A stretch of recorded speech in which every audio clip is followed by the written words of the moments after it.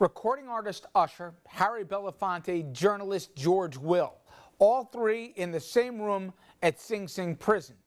I'm safe to say that doesn't happen every day. This was, though, a very special day. They were all there for the Hudson Link College graduation this week. Now, in the past 18 years, Hudson Link has awarded nearly 500 degrees through 7 local colleges.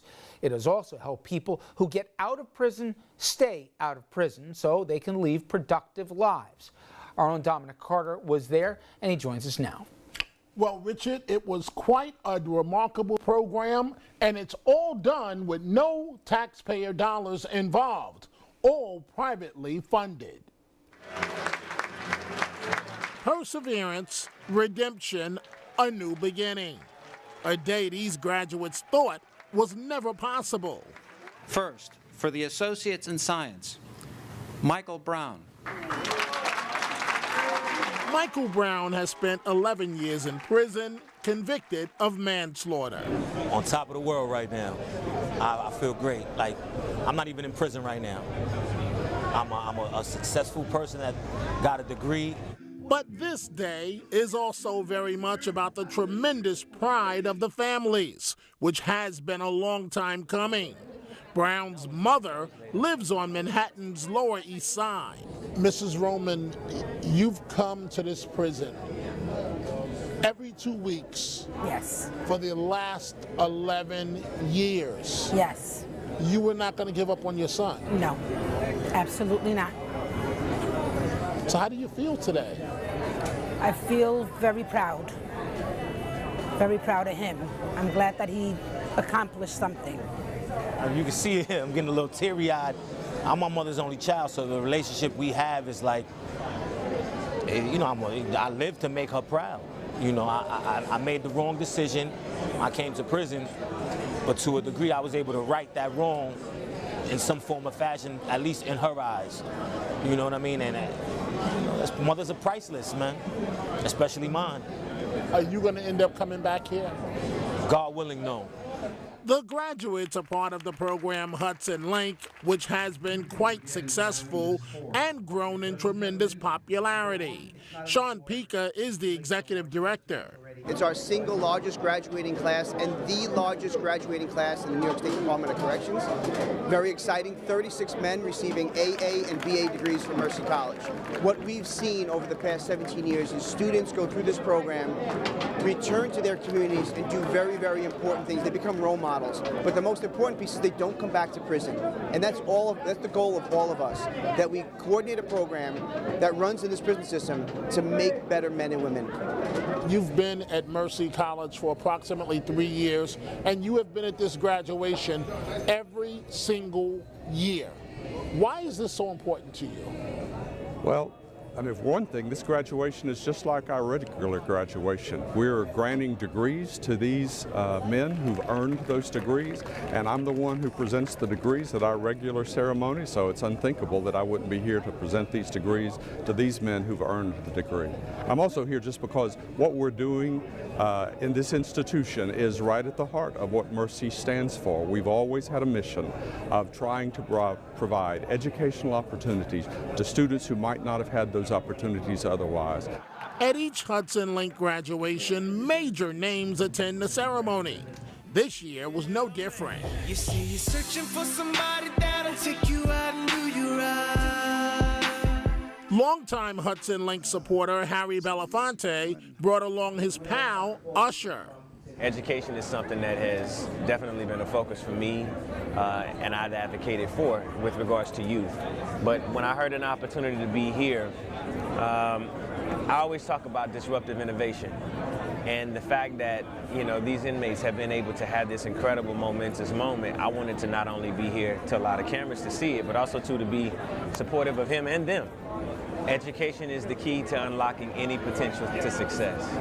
And that's part of the reason why we're here celebrating these men who've, you know, unfortunately had a turn for the worse, but made it incredibly beautiful. As he says, you know, the incarceration system is unjust.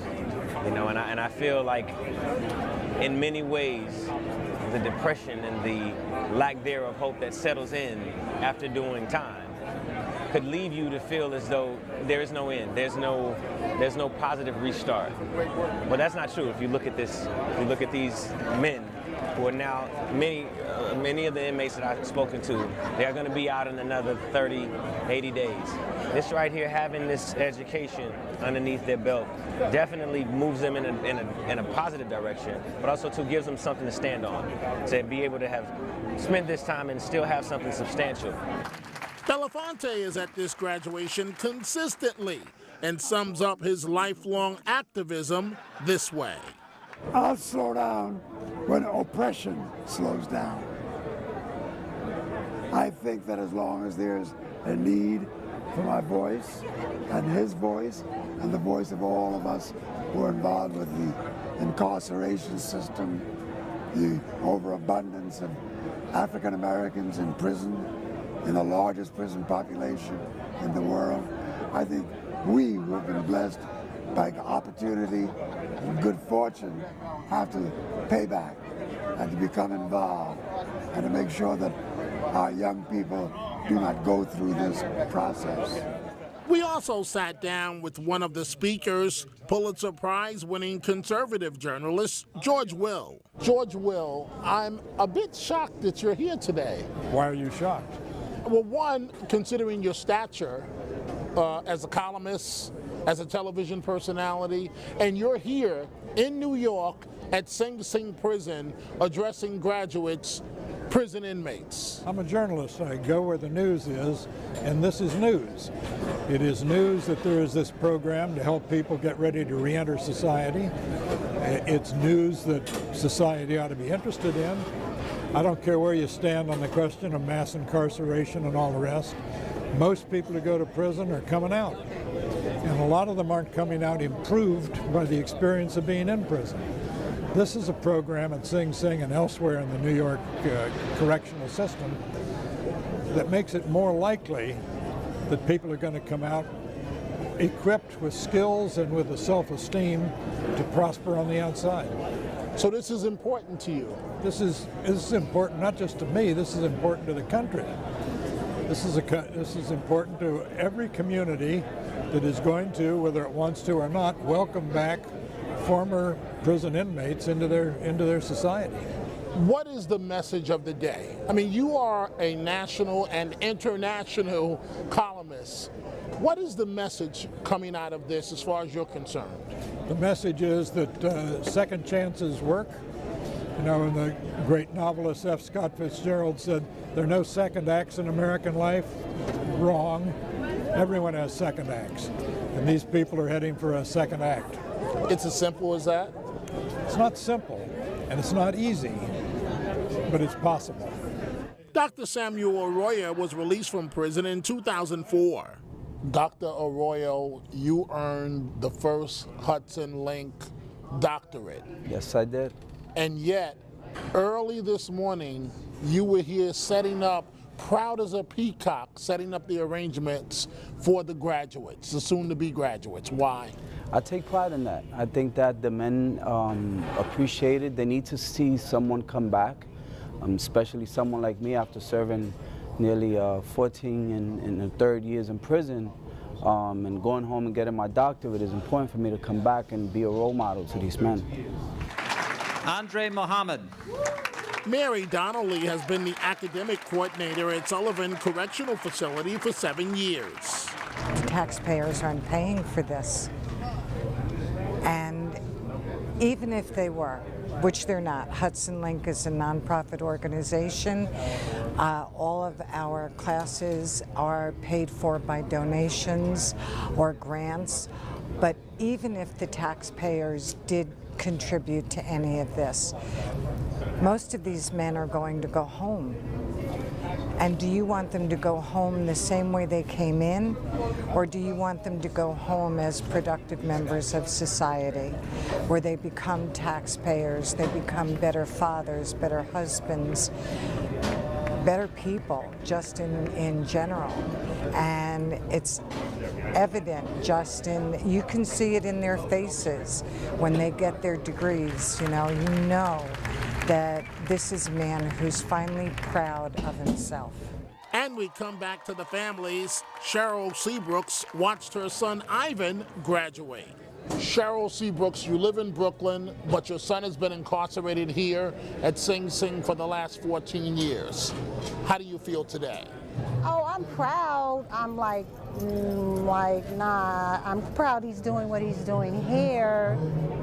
I'm not proud that he's in here, but I'm proud of what he's achieving while he's here. And not just, like I said, doing nothing. So when he does come up for parole, he does have something that they can look, seeing that he just wasn't being a nothing person, that he was trying to improve his life and better himself. Kivana C. Brooks, your dad graduated today. How do you feel? I'm happy because my father's doing what he have to do. You're happy? Very proud that he's doing what he have to do. You're proud of your dad today? Yes. I don't only just work with the gangs and the various communities in America, but I work inside the institutions as well. Here in New York, I'm in Sing Sing. In California, I'm in Mercy Prison, in LA County Jail, talking to the brothers and sisters who have to also know that there's life after death and that there's hope for everybody. And by coming in here, I think we take the sting off the fact that we are ignoring the prison population, and we shouldn't. Well, I think he just put it very simple and very eloquent.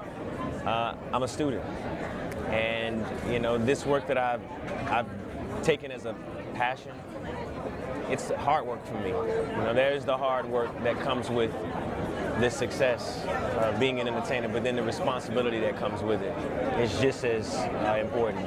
And I'm here to learn. You know, Dominic, you've been to several graduations. I know about it too. But if you want to talk polar opposites politically and in every way, Harry Belafonte, who's as liberal, as much of an activist as you ever find, George Will, button-up conservative, but they're on the same page on this issue. Remarkable. And we've seen, you know, Steve Forbes, and we've seen, you know, Sean Penn, the same kind of thing. Two people couldn't be more not alike, but they all agree that it's good business and it's also just good humanity, I guess, that if these guys get out, and they're going to get out, to keep them out.